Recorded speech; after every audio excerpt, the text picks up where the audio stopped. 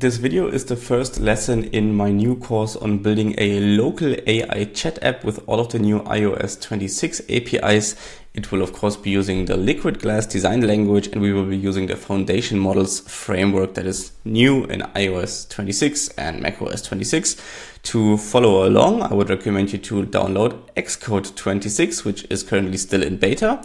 Now, in order to use FoundationModels and to run this on a device and get output from the large language model, you will have to either have the macOS 26 beta to run it in the preview like I am right here or in the simulator, or you need to have the iOS 26 beta on your peripheral and connect Xcode to that, and then you can run the project on there. So you will need to have a 26 OS version device to test out this project, or you can just follow along and get ready for the release later this year. So in this first episode, we will be building the foundation of our chat UI, and then over the next few episodes, we will be implementing foundation models, and we will also be implementing tools so the chat app can look up data about the user from the different on-device frameworks within iOS. So we'll get started by getting rid of the V stack here, and we will instead be creating a navigation stack so we can create a navigation title later on. We will not be using any navigation links in here just because it's not needed.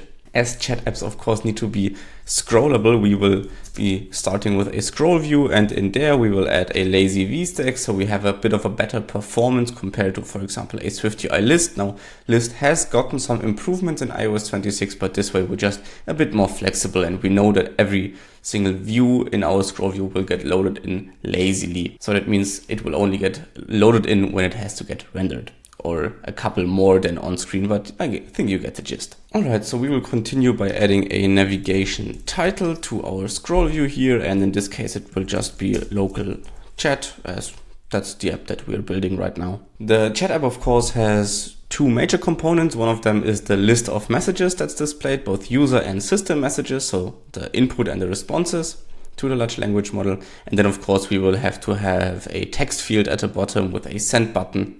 And for that we will actually be using the Save Area Inset API that I don't think I've ever showed in a video before, but it can be very useful to pin something to the bottom of the screen.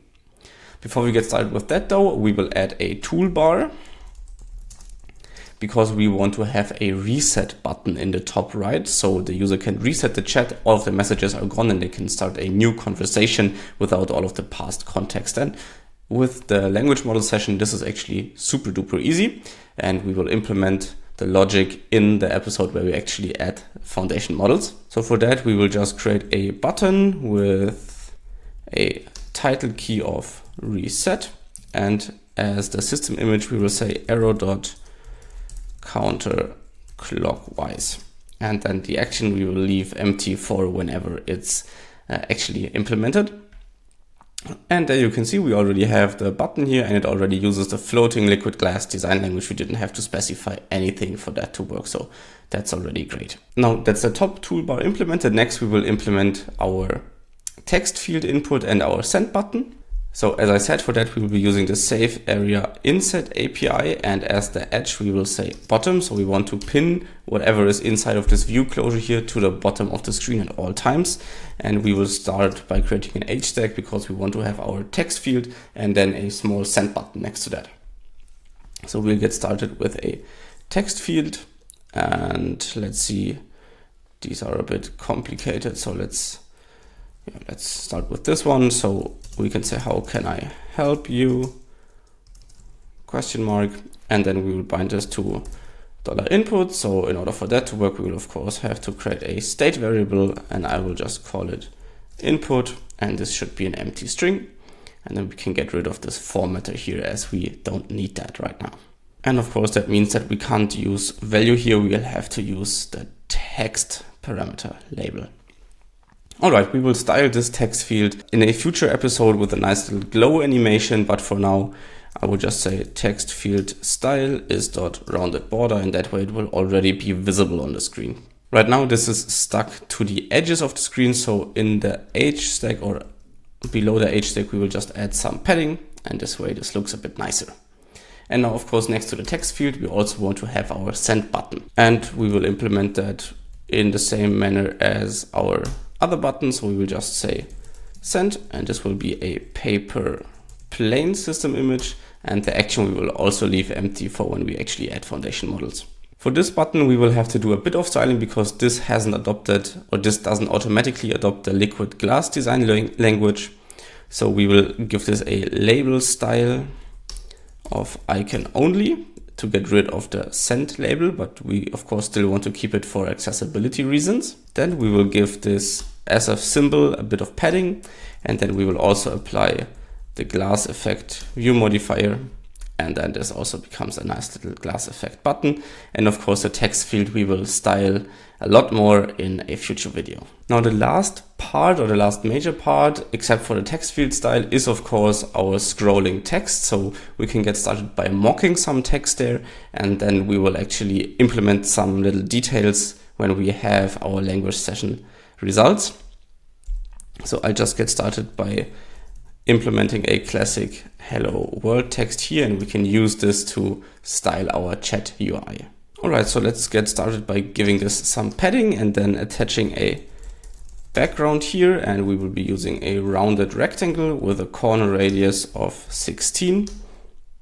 And we will then also stroke this with color.secondary, and over here we will use line width of 1.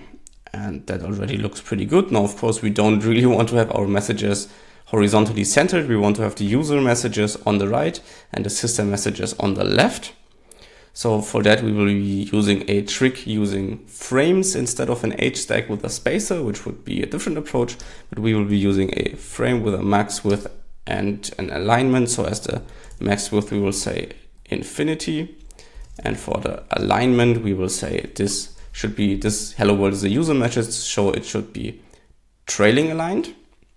And then let's also give this some padding horizontally. All right, that looks good. And there you can see when scrolling, we automatically have this new navigation title animation here. So this is how our user message would look like. And then let's quickly copy that. And of course, this won't be hard coded later on. We will have a for each going over all of the chat messages. So this will be hello system.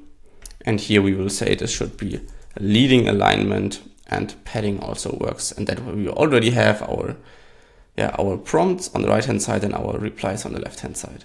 And that's already it for the first episode. If the next episode is available, I will link it right here. And if it's not, I would recommend you to subscribe to the channel so you don't miss it, because next time we will be actually implementing all of the AI stuff using the Foundation Models framework.